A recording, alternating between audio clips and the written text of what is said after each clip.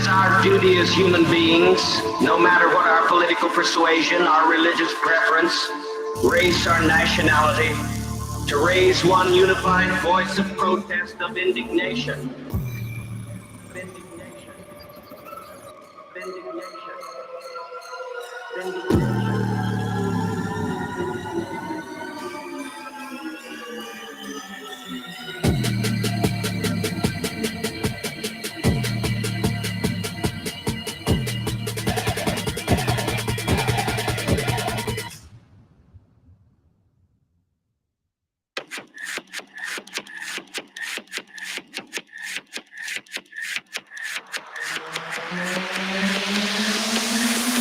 We brought the sound that shook the ground.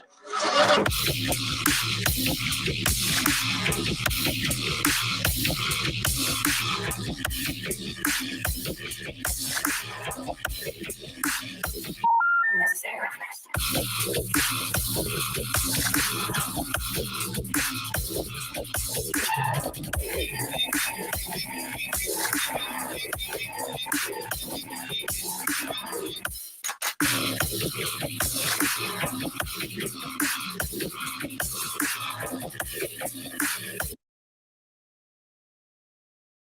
Yo, Yo, I don't yo, know.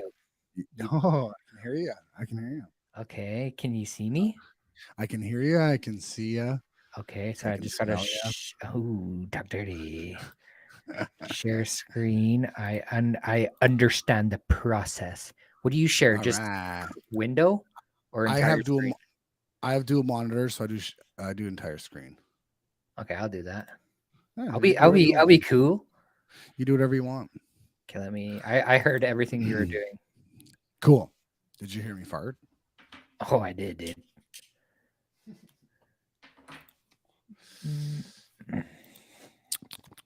It's windy here today. It's like 90-kilometer-hour winds. Jesus, by batten down the hatches. I had to go down the street and collect my recycling from my neighbor's yard. Fuck, it was just been blowing, huh? Yeah, it gets crazy here. People are like, oh yeah, it's a bit windy. I'm like, you can barely walk down the fucking street. Okay, I gotta reopen this. I'll be right back. Oh well, we'll miss you. All right, well then, bye. All right, so let's get started. Here.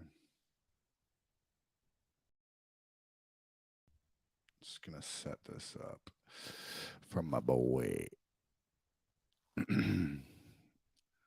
Now, we're going to instruments, sampler.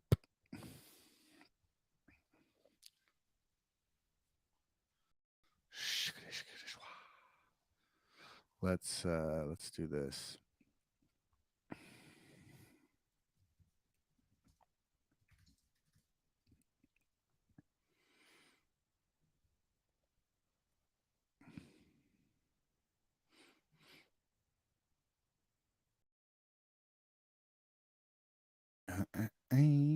Okay. Well, I don't know what's going on.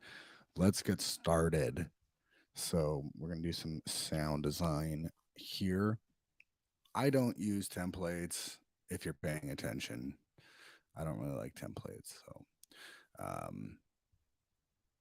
what we're going to do is going to start with sampler. And this is a really cool way to use samples and make them your own. And I know lots of people talk about doing this, but I think this is the best way. Oh, hold on. Getting a Discord from Rory.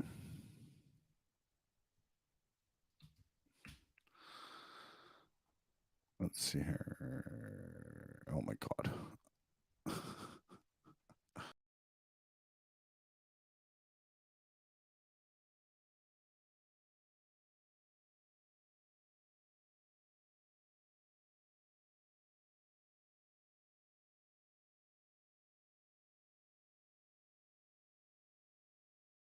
There we go. Hopefully he should be joining us any. No. There we go. You all right? Yeah, I'm just learning. I had to Yeah. get home and then I had to like, you know, put everything in, save all that stuff. Oh, it's all good. It's all good. So let's get started. I'm Okay. all antsy. Um, I was gonna talk about some ooh, ooh, hello. Hello. Am I doing Okay. more? Am I doing more things? No, it's all good. We can do different things. Like I can show my screen, we can show your screen, Cool, but I cool. don't think we can show both. Let me see here. There's all sorts of different options though for us. I like this one. We can kind of see what's going on. Um, yeah, let's see here. We can't do both, unfortunately. But check this out. I wanted to show you some shit. I'm gonna Show get rid of me. this. Bing. And I'll get rid of that too. Okay. So this is how I got some new tools that I wanted to show off, I guess. But my basic setup for sound design that I've been doing recently is this. I start with a sampler and I use samples. And what you can do is actually group this. I think I've shown you this before, right? And then when you put a sample in here, let's just say we go into your whatever bass one shots. Can you hear that? Oh yeah. So we put it in the sampler, and you got to put it so that the root note is the same. But then you can duplicate 127 times in here. It's fucking tedious to set up. Yeah. I remember you showing me this. So I already set one up for us, right here. For instruments, we'll go instrument rack and live stream. So I'm gonna put this one up online later too on Gumroad for free. And all this does is it has 127 samples in there, different samplers, and the chain is set up so that it's each sample plays individually, and we have this little chain selector here so that we can play Move through all the samples. Yeah, by themselves, not all playing at one time, kind of thing. Mm-hmm. And I'm just gonna throw some of this MIDI here. I like to use this pack just to get started because it has these 808 MIDIs that are just kind of like basic. So let's start with, I don't know, we'll do G. Okay, no, those are chords. We want bass. Let's go this guy. Here we go. We'll do this D. We'll do D. So we have this.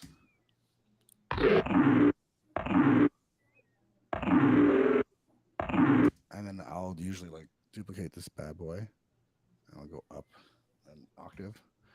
So we end up with this. And then I'll go one more usually. One more.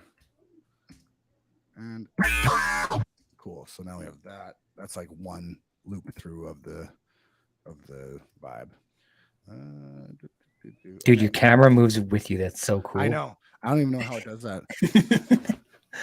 I'm gonna try not to move that much. No, it's sick. But so anyway, long story short is we have one knob that controls these 127 samples. So every time we move this knob, we get a new sound, right?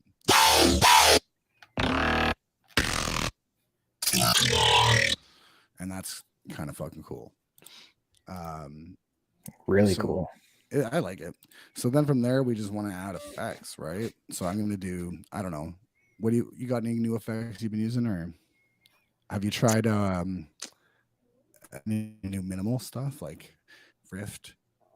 No, I haven't. Okay, so show it. Rift is a distortion, and with Rift, when the wave goes up positive, it's one distortion, and when it goes down below, it is a different distortion. So you can have two different. It's kind of crazy, but it's really fucking cool. Let's see it. So this is it here, and we can go. I've got a bunch that I've made already. So, whoa, maybe I'll just turn that down a little bit. That scared me. Scared me. All right.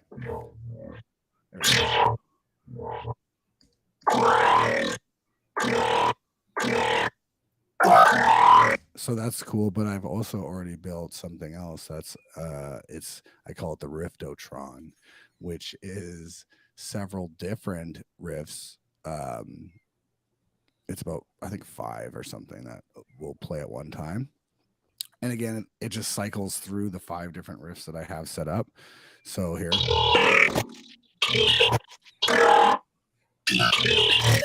So it's kind of like you get 5 different riffs at once without having to kind of go through there and do it. It's all kind of like random mistakes, or what is Buddy Happy calling it? mistakes. Happy mistakes. Happy accidents. Happy accidents. There we go.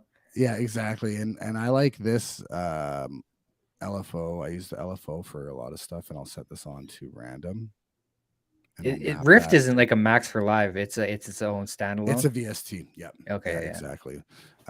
It's made by Minimal Audio, and it's awesome. So I've set up this LFO here to basically change my sample for me, right? Mhm.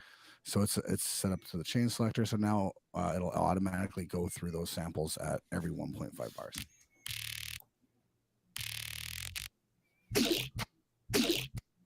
Right. You know what I'm saying? Yep. So and then what I'll do again is, like, you can set that up to do all of these. So I'm going to map this here to the chain selector. That's going to change my rift that I'm using. And then I'm going to do that 2 more times. So actually, yeah, I'm going to keep it as stock as possible. Just go like this and go like that, just for the sake of being live and all. So now I can have I have like 127 different samples with 5 different riffs, all being randomly chosen at any given time. Some heckin' modulation. Right. But now I'm getting all these different sounds super easily, randomly, all in the same key, right? Mhm. So it's all like they're all working together. They'll all work together at the end of the day.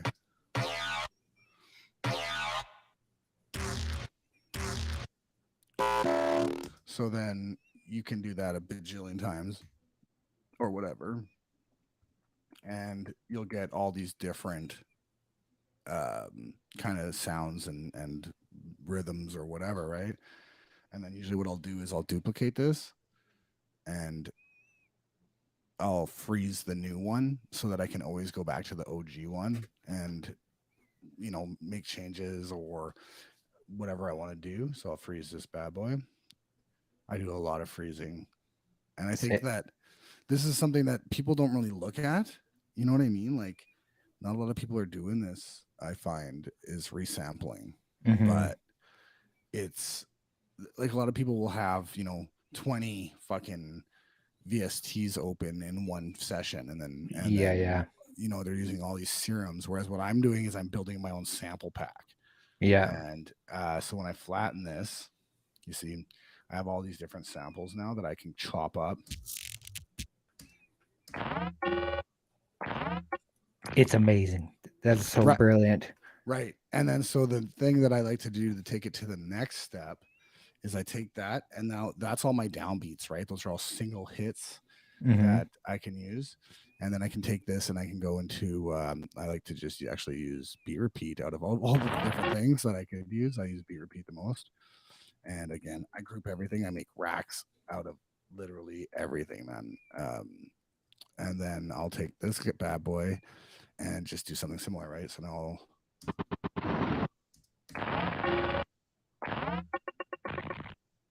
oh yeah, you got to make sure it's used insert. And then again, what I'll do is I'll like use the macros. So I'll put this here. I like to use the interval and the grid a lot.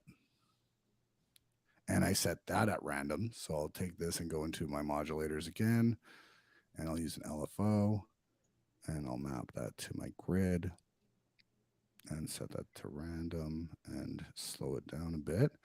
And then I like to go to map. I don't like to have that go all the way to 256. I like to have it to go like, 32 and like that or something. So now when I freeze this, again, I'll probably usually do a lot more, but when I freeze this now, I have all my kind of responses, my call and response, right? Yeah. So now I have a bunch of sounds that are the same sounds in the same key but it's like the cool, like choppy business that I might want, right? So now I have these like, Nice. so now it's easy, man. Like it's so easy to take these sounds and make a sample pack out of them, or I could just go right from here and have a track, start a track, and I'm not going to use anywhere near as much CPU usage as I would having all those VSTs open or a million different serums open, especially like, so you can get super, super complicated with Max for Live and VSTs and all these cool effects and get like really weird and cool, unique sounds, render it down to audio. And I usually chop them up and I put them into a sample pack, and then I can pull them up later. But you're not going to kill your CPU usage on that, right? Like you get super complex shit without having to like, you know, sit there for hours rendering shit down. Yeah, for sure. So like, I love it. Yeah. So for example, I can now take this and go, you know, here, and then find a nice response for that. And you get a good start, right? So you go like this, for example, have that there. And then go back over here and find another sound that I like. You know, just kind of fucking around right now. But yeah, that's right. Helps build that arrangement nice and fast and have a lot of picking. And then if you're not, I find too, because I get in these moods where I'm not up for making a track, you know what I mean? But I want to make music. And so I'll sit there and I'll make these sounds and I'll fucking do that for hours. And then I throw them into my sample pack that I have over here. And then later when I'm ready to make a track, it's easy to just fucking be like, boom, boom, boom, boom, boom. These are my samples. I made them. They're all original. And then I just can lay those down into a tune. And like right now I'm working on some different ones. These are my newest ones, for example. I'm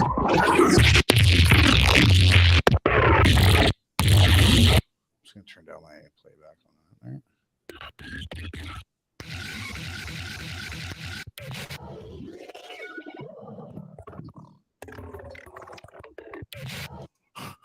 Yeah, it's really sweet to be able to just like have so much so quick instead of like going through like Serum and building a patch and spending hours on it for one sound. Like you just have countless sounds there already. And you can still do that. Like you can go in Serum or whatever, or Phase Plant or whatever, and get your sound that you want. And what I would do then is make it, you know, a bunch of MIDI and do a bunch of modulation, record that into audio, and record those into little individual samples, and then start over. And I do that all the time, where I take, you know, my old sample pack that I've been using for 3 years, and I use that as my starting point samples and build off those, and then you get weirder and weirder shit as you go. And like if you look at any of the big producers, like that's what made Skrillex famous, man, was resampling. Was taking this one sound and resampling it fucking 20 times, you know, and then being like, you're not going to get that in just Serum, right? And that's right. When it's audio, it's so easy to work with over Serum, right? Or any VST, like to take that sound that you just built and make it play reversed is a pain in the ass, right? For sure. You need a new instance of that VST, right? Whereas here, I can take this one sound, and if I like that, but I'm like, I want to hear how it sounds in reverse. It's one click. It's enabled it, I think. That bottom one, right there. Yeah. So now I got that, and I got that in reverse. You know. Yeah. So I can chuck that in my sample pack as well. Yeah, it's a really really solid way of getting sound design done, and like so unique and so many different sounds just real quick, painless. Yeah, it's efficient, and you can use samples, you can use loops, you can use sounds that you've made yourself. It doesn't matter, because you're taking them and you're fucking with them to a degree that it's not the original sound. You're not just using a sample from that you found. Yeah, you're kind of, that's your starting material, and then you're going from there. You know? Yeah. And at the end of the day, it is your sound, and you have your own sample pack at the end of the day too, which I like in my sample pack, I'm at like Let me see here. My sample pack that I built for myself, I guess, is uh 29 gigs of samples. Sheesh. Yeah. So and that's because I rack everything, and when you rack everything up and you save it, you can easily pull it back up, right? It makes life so much easier. So um one cool thing too that I people don't really use it, I find, on Ableton. The thing that makes Ableton better than any other DAW is racks. Hmm. You know, you can literally take your your signal chain, and save it and make it customizable to you, right? And like, so one thing people I don't ever see people do is this right here down in the bottom, where you can see like these multiple knobs. Yeah. That all goes just to Rift. And I'll show you what I mean by that. Is like, so if you have Rift, okay, and you group this, this is an Ableton hack I've never seen anyone else do, by the way. So if you group that Rift, sorry, I got a new keyboard. I'm all fucked up. Um, and let's say you want these two macros, for example, to be what's going on here? Where am I? Am I handicapped? So yeah, let's say you want different controllability, and but you want to throw a randomizer on there, but you don't want it to control. You don't want it to hit the other macros, for example. You can go. You can actually go like this. I'll show you what I mean. You go macro one, and then let's just use where's macro two on here? I always get lost. Anyway, so let's say you have all these different macros set up, right? And you close this up, and now you have these 4 macros, right? And I like to use Max for Live device randomizer. Check this out. So when I go here, I assign this to that. It'll randomly change those knobs, but all of them. You know what I'm saying? Crazy. Yeah. So let's say I don't want that though. So let's say I only want to control 2. I can group this again, and I assign the macros that I don't want controlled by that over here in this new group, right? Now when I turn this on, you see it's only controlling those 2 macros, and I can control these macros myself or however I want, Crazy. different, right? So that's where you get fucking crazy customization here now, which is new. So now I can turn that down, and I can actually just put this in the group and close that up. And I've got the 2 macros that I want to control otherwise, and the other 2 are being controlled randomly Yeah, that's wild. or by a modulator, right? So Yeah. if I want to, put this in, draw it in, or do it on the fly or whatever, I can, and I still have that weird randomness that's going on behind the scenes, Yeah. right? That's And crazy. That's I so don't, wild. I don't have to worry about it. It's getting done the way I wanted it. Hmm. And you can do that infinity times, right? Like, again, I can group this again, and let's say I wanted to automate, I don't know, this thing, right? The randomization itself. This, I can go here, and I'll usually assign it to like 16, for example, and kind of hide it. And then I can go up here and put that back up to macro 1. And when I go like this, I've got my 2 there, and I got my 1 there. And now I can, what I'll normally do is I'll color code them. So like, let's say I put this pink, put these 2 black, and now I close this up, that up. So now I'm controlling that and those 2 all differently, like as if they're different devices, but they're not. It's all going to the Yeah. same place. And so I've built some like really cool racks doing that. Like, it makes life so much easier to do that, especially when you're doing like what I do, where you're doing it, happy accident style. And then that way it's like you have all this power and like 2 knobs. Yeah. Yeah. That's the power of the racks right there for sure. And no one else does that. Like, I don't think any of the other DAWs you can do that. Yeah. I gotta step my rack game up for sure because like you said, it's so powerful to be able to do that and such easy amount of work really. And I don't like presets, man. Like, I don't normally set up a lot of presets. I don't have a stock template in Ableton. I don't have anything like that, but I have my racks set up right where I built an entire instrument based off of samples. And like I said, you could have 127 of anything in a rack, Yeah. right? So That's it's fucking cool. If you're using Ableton devices, it works pretty well too. When you start using VSTs, it will start eating up your CPU power quite a bit, yeah. depending on the VST, right? Mm-hmm. So, but there's, because of that, it makes Ableton modular. Yeah, that's right. It's, 100% customizable at that point, which I don't think you can do anywhere else. Yeah, I definitely got to spend some time setting up a rack similar to that, or like just some racks in general.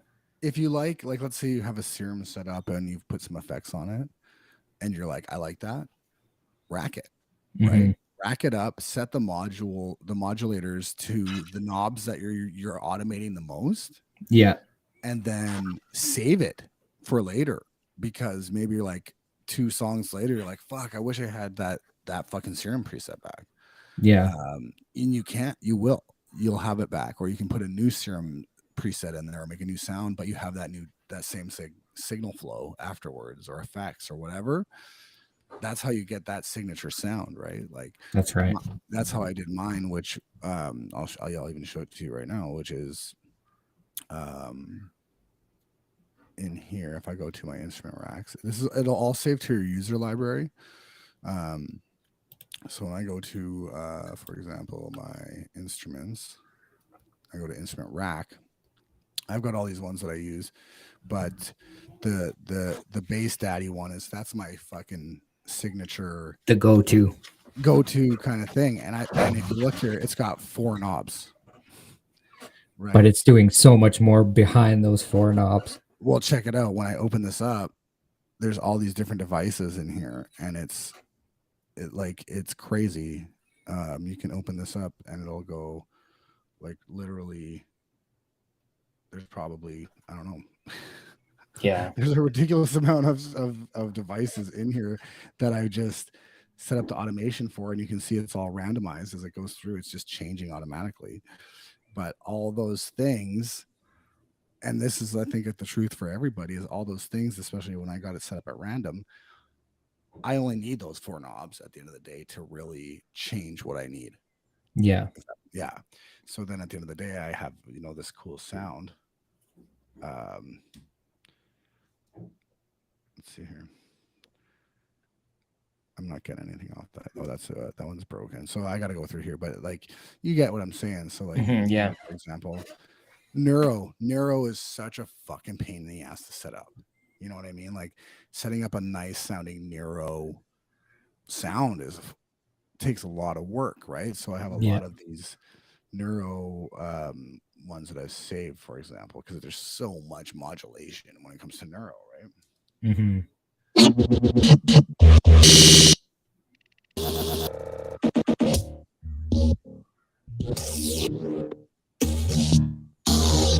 Sick.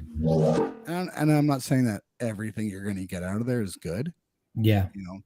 But the stuff that you are going to get is good. And unique too. And unique. And every time, and I can just slap that in when I want it. Boom. So a lot of times what I'll do is I'll take like an effect rack that is like a neuroizer. So I can put any sound in front of that and I'll turn it neuro. And so I'll take my samples that I've already made, chuck them into another channel and neuroize them, so that now I have all my sounds, all my calls, all my responses, and then the same in neuro, right? Yeah. Which is, now I've got a third set of sounds that are completely new and unique. Yeah. I love it. Yeah. Sound design hacks with unnecessary roughness right there, folks. I have anytime, like, I've had a couple of producers reach out to me and be like, how do you do your sound design? I'm like, yeah, I don't know, man. Like, I've tried so I've tried to like figure that out, right? So that's a stupid answer in my opinion, is I don't know, because it is different and unique all the time. All the time, yeah. It's always going to be different. this time, because it's set on random, I can at least have a starting point. I'm not sitting there for hours trying to set up a fucking 127 rack sampler and be like, now I'm tired and I don't want to do anything. I got nothing done. Yeah. Right. I can have this jumping off point and have Speeds that up the creative process. randomness at the same time. Yeah, exactly. It's not, it's still going to come out unique every fucking time. Like, you're never going to get the same sound twice. Yeah. That's a brilliant technique, my dude. Yeah. Yeah. And, I've bought, Stutter Edit and Looperator and all these things, but I still love Beat Repeat for mangling sound and chopping stuff more than anything. Yeah, it works well. Like, Stutter Edit is wicked, and it's Looperator too. Like, they're cool, they're great, but Beat Repeat, man, is just fucking always good. Yeah, does the trick. It's just so easy and simple, man. Like, and I've been learning Max for Live now for like a year, and like, the rack system is still for me more efficient than even trying to build something off of Max for Live. Yeah. Like, I wish that within Max for Live, I could be like, I want to pull one of my racks in here, but I can't. I'm sure eventually we will be able to do that. But Max for Live now has got a system where you can build your device and it'll turn it into a VST. Wow, that's crazy. Yeah, it's really cool, man. But Max for Live, if you don't have Max for Live, fucking get it. Yeah, I got it. I got it, and I got a few of the plugins that come with it, but I gotta get some more for sure. Even if you go on the Ableton website, there's Yeah. so many free Max for Live devices, and if you go on the Max for Live website, there's a forum somewhere out there, or go to Reddit or whatever. There's so many crazy free or super cheap things that you can get that are amazing. Like, Duck Buddy. Duck Buddy is made by Slink, and it's man, I love Duck Buddy. Yeah, I grabbed that. You told me about that, and because I use audio more than MIDI for most things, and being able to sidechain with audio is just like so nice. Instead of having to make your triggers and then route it and this and that, you just even it. If you can have a native device, it's still going to be better than putting Shaper Box on there or whatever you're using, right? Because that's still going to use more CPU than some kind of native built thing. You know what I'm saying? Like, yeah, Duck Buddy uses way less CPU than Shaper Box, even though it's not a lot, but that shit adds up. That's right. Right. And if you're using audio now, when you're using Duck Call, you don't have to have another MIDI track that you're copying your kick and your snare and shit to. You know what I mean? Yeah. Like, if you have your kick and snare laid out, now you got to go through there and fucking make all the all the triggers MIDI for it. Yeah, that's right. You can just with the Duck Call, you can just put it right to the audio sample and done. Totally. And it makes life so much easier. And because of that, with the internal routing and everything, it saves your CPU usage. I have a Mac Studio, but not everyone can have that. People are producing on MacBook Pros. Like, you have to reserve your CPU usage as much as you can. You have to preserve that shit. Yep, for sure. And so that's kind of what I do. I'm always looking for like cool tools like that. Like, there's a new one I just got. Rebound. This thing is fucking cool, man. Check this out. So when you put on something, and it's Max for Live, I think I paid $15 for it or something. I can't even describe to you what it is doing, to be honest, but you can draw in things, right? A filter. What? So check this out. Let me hit play on here. Oh.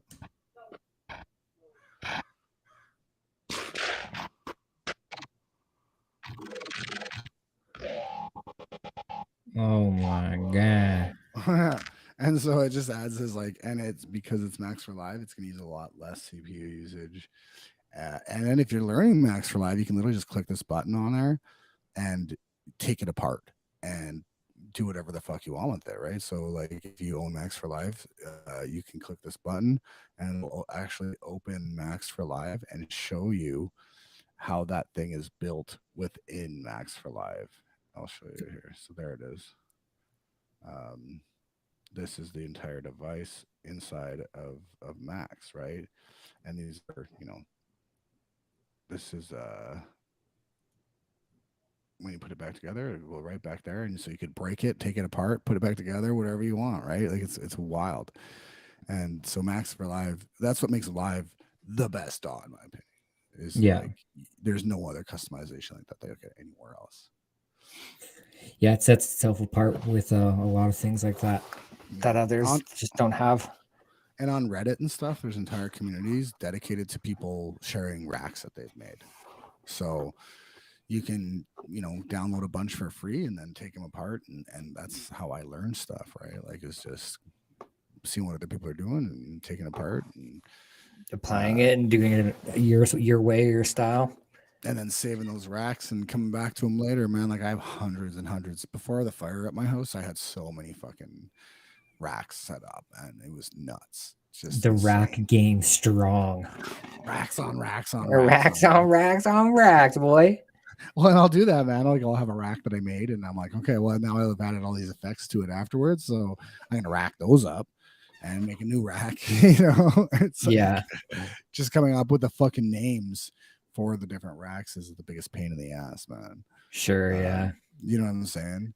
And there's some cool, I was going to say there's some really cool new Max for Live devices that I just found recently. One of them being a free sound. Do you use freesound.org? No. Okay, so freesound.org is just a website where people have uploaded sounds and they're whatever, not bass sounds and stuff, but like, a cat meowing or a train or thunder or whatever.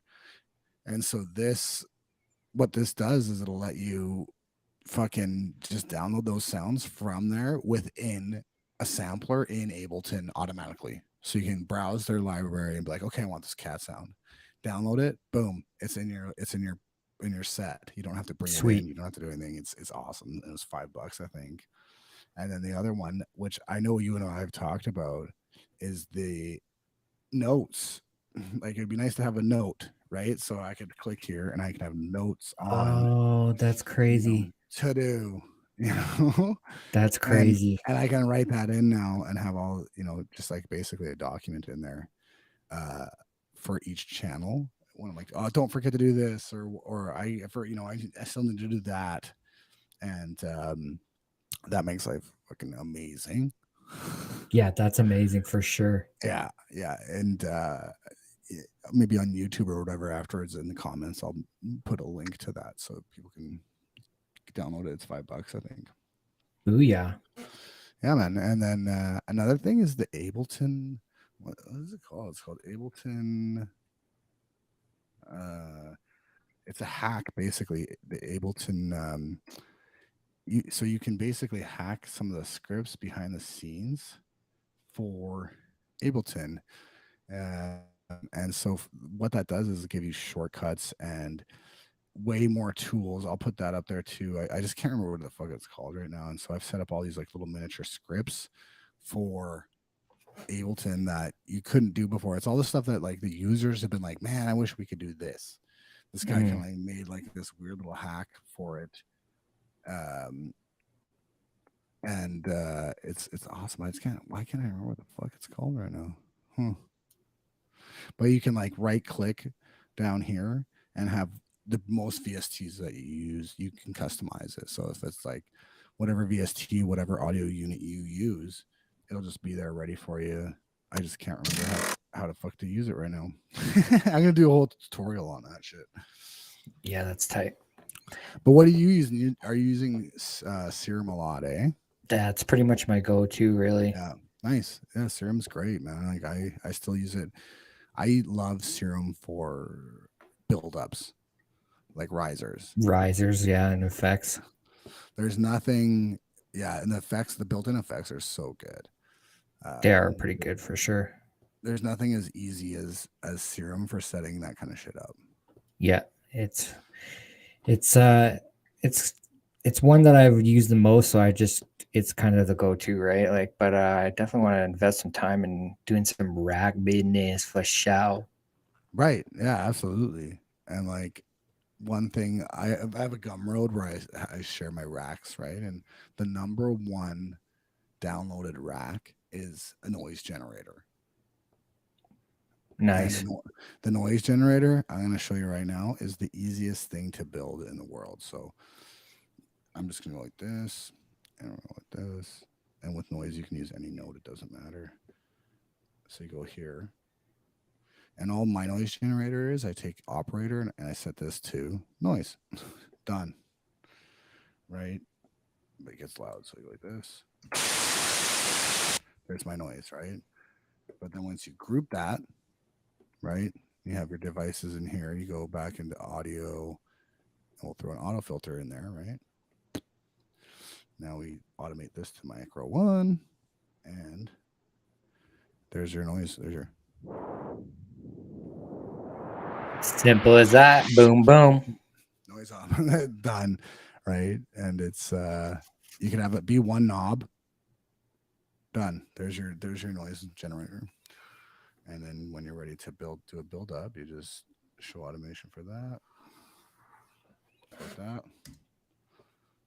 Yeah. The racks. The power of the racks. Right? And I don't know of anywhere else where you can do that kind of shit. Reason, sort of, I guess. I haven't messed around with any other DAWs to know. I'm not the person to ask about that. I love Reason. You got me back into Reason. I had it for that short time, but I really liked some of the plugins for sure. They were fun. Well, I went back and I got it my own account because okay. Reason is the best for real sounding orchestra devices. So if you Nice. want strings or horns or whatever, Reason has the best realistic sounding strings Beautiful. built in. Like they're the bomb. The Yeah. best. I loved the delay and that one delay, and even they had that, I think it's like a grain synthesizer or something, Yeah. and it's really good too. Maelstrom Totally. and Yeah, they have really great devices that are unique too that I don't think a lot of people are using. Mhm. And I think was a wise choice on their part to go as a VST. Yeah, that's the best part about it now is you can just huck it into Ableton. Yeah. I think that was smart on their part, man, because I don't think enough people, I think they would have gone out of business if they didn't. Yeah, there are not a lot of people using it as a straight DAW. No, it's not. It wasn't a great DAW to begin with, but the tools are fucking insane. Yeah, there's some sick VSTs in it. Yeah, and it's like the fact that you can flip it around and treat it like a modular synth and rewire things. Yeah, it's a whole different rabbit hole that you can go through. That's right. You can build your own devices again in there, and that's the closest it gets to racking shit up. Riggedy racks. Riggedy rack. So yeah, that's all I got, man. Are we ready for the podcast live stream business? Yeah, we'll do it. I'll just make sure that you got sound from me because I haven't tested that yet. So let's make sure you can hear. Let's see what you got, man. Oh yeah. So I can go. I think I don't know if I have to go over here and go show on stream. Yeah, I just need to know if it's I can't hear it. You can't hear it? No. So are you using Soundflower? Yeah. Okay, so what I ended up doing was I used Loopback, and I'll just show you here on my screen. Hold on, try it now. No, now I can't hear it. Yeah. See, I didn't end up grabbing Loopback or anything. That's all right. I think it's all the same shit. You know what I'm saying? Like, all you want to be able to do is just have this device. I called mine All In, and that way, when I go into anything, that's all I select is All In, and all it has is Ableton and my mic going into one thing, and then that way it'll do both. What is your audio output on in Ableton? In Ableton, Probably it's your that. SoundCloud, right? Well, I made a MIDI. Yeah, I made one. Where is it? Sound or whatever. Okay, so that's maybe why I want it to be this. Oh yeah. That's right. You want to be able to set up a multi-output device, right? Okay, and maybe not. Still no dice So no, but see inside of Ableton, you need try going up here where it's your configure audio and make in sure, Ableton. yeah, because Ableton can be on a different output than your computer. Yeah, I think they are on the same though. Just make sure that so yeah, you have it on your multi output, eh? Yeah, I do. And then in Talk Studio, I guess it's called. Yeah, it's the That's same your one input. for screen, right? No. For mic, where it says mute there, use that little up arrow. Ah, that's what it is. There we go. Okay, now this should be. It should. I hope. No.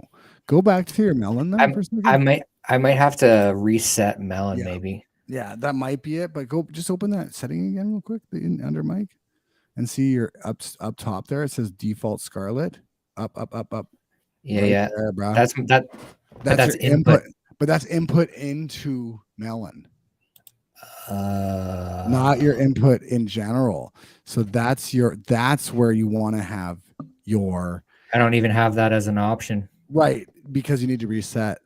Probably need to reset melon. So think of it this way: is like, it's separating it to a different device. So it's not your input in total; it's your input into melon. So think of it; it's a third thing almost. You know what I'm saying? Gotcha. I get what you're And saying. that's what Soundflower is doing. Is it's rerouting your audio as if it's hardware devices. Imagine, and Yeah.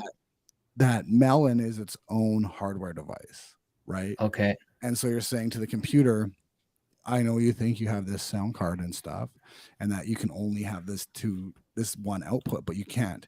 You can actually do this, and you're gonna send whatever you want, your mic, whatever, into melon as if it's own thing. Hey, I got that. I can hear you now. I heard that, but now I can't hear your mic. So that's where you got to set up your Soundflower or whatever you're using differently, but I can hear your audio, your Ableton. Just not your sexy voice. But I think we're off to a great start for our fucking first time, eh? I'll wait till I can hear you again. So one thing that you might want to do is you can actually set up a channel in Ableton to be your mic. Okay. And then, I can hear your voice again. So let's say, where you had it working where the Ableton works. Well, then set up a channel in Ableton to bring your mic in. Mm-hmm. And then you can actually put a gate on it and stuff like that. Like, I know if my dog walks by panting, you're going to be able to pick her up. Gotcha. So I could set up a channel in Ableton to be my mic, and it'll work a lot better there. That's the Mac, that you're using. How's it working? Yeah, it's good. It's good. Yeah, it's good. That's good. So yeah, that's the way you got to think of these routing devices like Soundflower or Loopback, whatever you use. Is it's like, that's what I like about Loopback. I'll show you quickly here on my screen here. See how it's got the cables over here? Yeah. That's what I like. That's what I like about it, is that it's like, okay, cables, I understand. Yeah, that's fair. You know what I mean? Like, it's like for dummies that way, right? It's like, okay, the cables go in the thing and then they go up to there. No, I understand now. Gotcha. Yeah. It visualizes it a little bit better for me because I'm a visual guy. Yeah, that's fair. Yeah, maybe after this, I'll just try to run some things with you here and see what we can do. Because on the Streamlabs, it all comes through, but I don't know what I'm missing here on the melon. Well, and it is Streamlabs, right? That's the thing. Yeah. Melon's owned by, it's all LG, or no? Mm-hmm. Is it LG? I don't know. Logitech. It's all owned by Logitech. Gotcha. Yeah, because I had a friend that worked for Logitech, and she's the one that got me hooked on Streamlabs. And we can use Streamlabs. It's just us for Streamlabs when there's you and I. Yeah, it's not as easy. that's right. it's not That's as right. easy to set up like, oh, look at this, boom, I can just like take this and go boom, change this layout, Yeah. boom, boom, whatever. I like that's what I really like about whatever talk studio it's called. Is Yeah. adding multiple people. You just can't. It's not easy in Streamlabs or in OBS. Yeah, that's right. Sweet.